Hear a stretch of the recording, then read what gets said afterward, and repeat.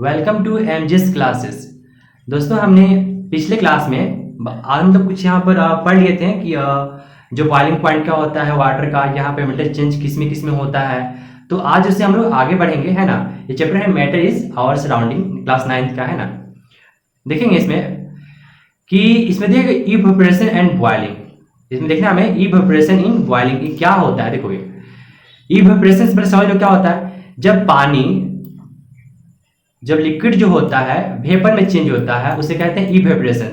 और बॉइलिंग जिस पॉइंट पे, जिस टेम्परेचर पे पानी क्या होने लगे, बॉइलिंग होने लगे, उसे बॉइलिंग पॉइंट कहते हैं। और जिस पॉइंट पे टेम्परेचर वाटर क्या हो जाए, वेपर में बदले, उसे इवेपोरेशन पॉइंट कहते हैं। ठीक है, देखो the particles of matter are always moving, this are never the rest.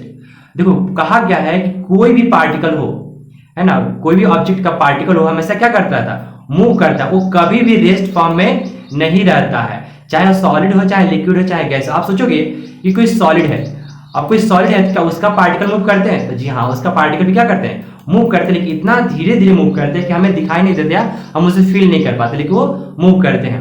Eight a given temperature any gas, liquid और solid, there are particle different with different amount of kinetic energy.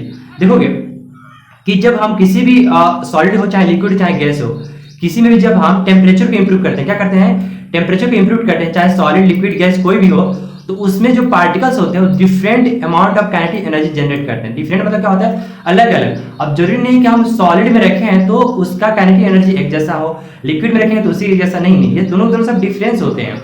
कि solid में अलग difference होगा, gas में अलग, और यहाँ पर वाटर में अलग। तो देखोगे, सिंपल समझोगे कि गैस में बहुत ज्यादा होता है, सॉलिड में थोड़ा सा कम, और सॉलिड में बहुत कम, और लिक्विड में थोड़ा सा ज्यादा होता है अकॉर्डिंग टू सॉलिड। ठीक है, अब हम बात करते हैं यहाँ पर the case of liquid, a small part fractions of the particles, the surface having this higher this kinetic energy is able to break this away from force of the attraction, the other particles gain and convert in this vapor।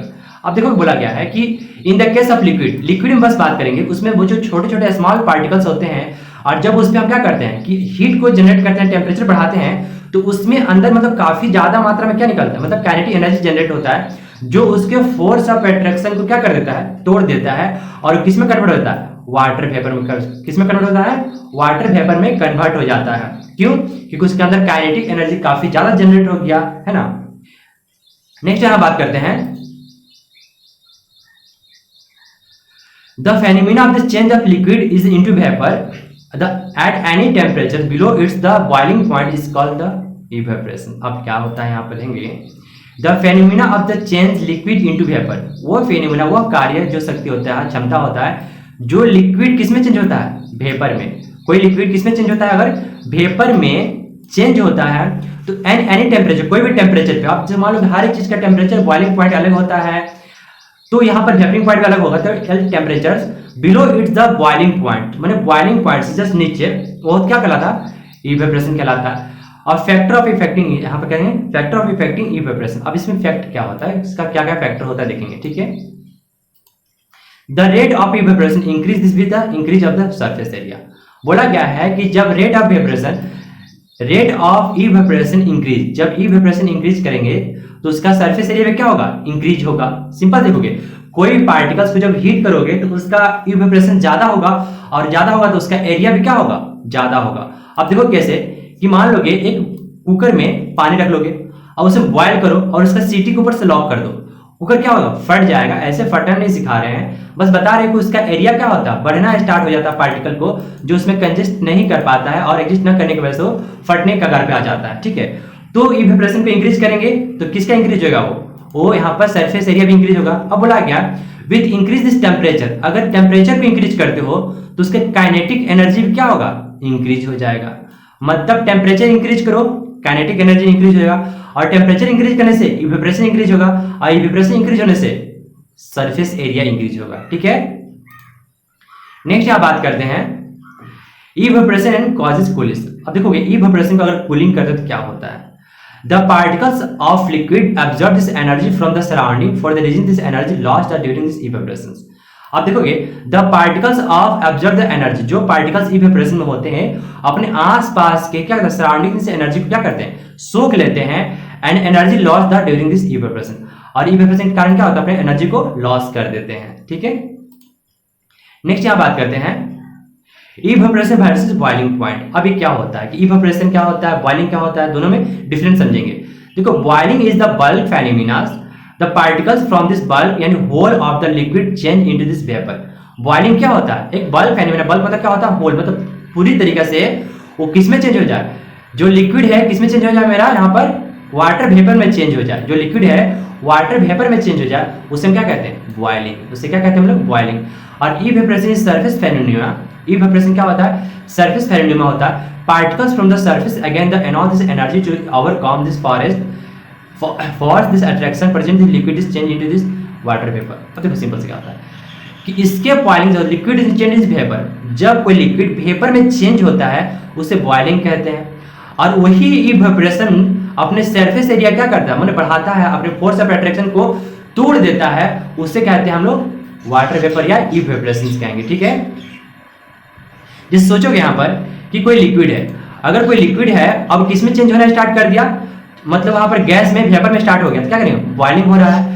लेकिन अब वो evaporation अगर उसके अंदर kinetic energy ज्यादा से ज्यादा generate हो गया और वो क्या करेगा, energy overcome the attraction the force है ना, जो फोर्स ऑफ अट्रैक्शन है वो उसे तोड़ देगा, मतलब जिसके कारण वो एक दूसरे से बंधे रहते हैं, वो कमजोर पड़ने लगते हैं, तो उसे हम क्या कहते हैं, इवेपोरेशन ऑफ सरफेस फेनोमेना। ठीक है, नेक्स्ट देखेंगे यहाँ पर केल्विन एंड सेल्सियस स्केल। अभी क्या होता है देखोगे, kelvin is the SI unit of temperature. Kelvin क्या होता है, एसआई यूनिट ऑफ टेम्परेचर होता है। जैसे अगर बात करें 0 डिग्री सेल्सियस जो होता है वो कितने के बराबर होता है, 273.1 के केल्विन के बराबर होता है। We take this the one इतना इक्वल टू इतना, मतलब हम लोग अप्रॉक्स में लेके चलते हैं 273 केल्विन। ठीक है, और हम बताए थे यहाँ पर कि अगर केल्विन को सेल्सियस में कन्वर्ट करना तो सिंपलीफाई है, या यहाँ सेल्सियस को किसमें कन्वर्ट करना, केल्विन में, तो हम बताए थे कि बस क्या करोगे, इसमें जो सेल्सियस है उसमें क्या जोड़ दोगे, ये संख्या जोड़ दोगे, 273 जोड़ दो, सेल्सियस में क्या निकल जाएगा, केल्विन निकल जाएगा। अब देखो यहाँ पर नेक्स्ट बात करते हैं, the SI unit of temperature is kelvin. क्या होता है, kelvin is SI unit temperature होता है। अब देखोगे 1 केल्विन बराबर क्या होता है, C प्लस यहाँ पर मतलब केल्विन सेल्सियस प्लस 273। अगर केल्विन को सेल्सियस में सेल्सियस को केल्विन में कन्वर्ट करना हो तो क्या करोगे, उसमें बस 273 ऐड कर दोगे, क्या निकल जाएगा, केल्विन। अब मान लो कि फॉर एग्जांपल देते हैं यहाँ पर कि मान लो मेरे पास क्या है 30 डिग्री क्या है सेल्सियस है, उसको केल्विन में कन्वर्ट करो तो 30 डिग्री को किस में ऐड कर दोगे, 30 प्लस 273 क्या हो जाएगा, 30 प्लस 273 कितना हो जाएगा यहाँ पर टोटली 200, सॉरी यहाँ पर क्या हो जाएगा 303 किस में चला जाएगा, केल्विन में चला जाएगा। मतलब इतना डिग्री सेल्सियस 30 डिग्री सेल्सियस बराबर क्या होगा 303 केल्विन हो जाएगा।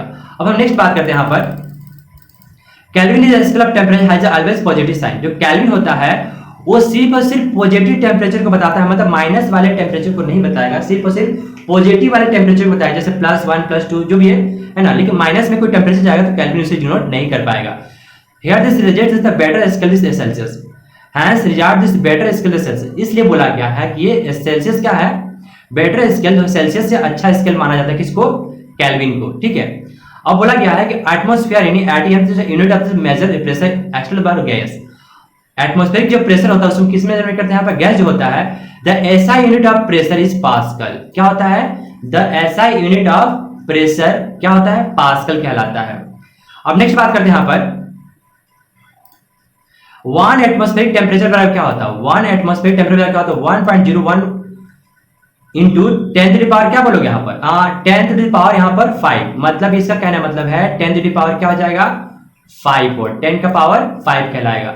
यानी 1 एटमॉस्फेरिक प्रेशर बराबर कितना हो जाएगा 10, सॉरी यहाँ पर क्या हो जाएगा 0.01 into 10 to the power 5 pascal, क्या कहलाएगा 5 पास्कल कहलाएगा। तो ये याद रखना कि 1 एटमॉस्फेरिक प्रेशर बराबर क्या होता है 1.01 into 10 to the power 5 pascal.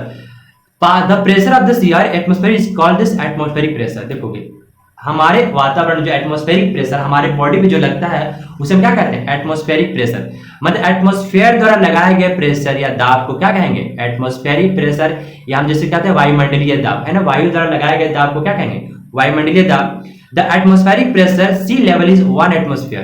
देखोगे जो एटमॉस्फेरिक प्रेशर होता है सी लेवल पे कितना होता है 1 atmosphere, and it is the taken this normal atmospheric pressure. ये क्या होता है, इसे हम लोग नॉर्मल एटमॉस्फेरिक प्रेशर के नाम से जानते हैं।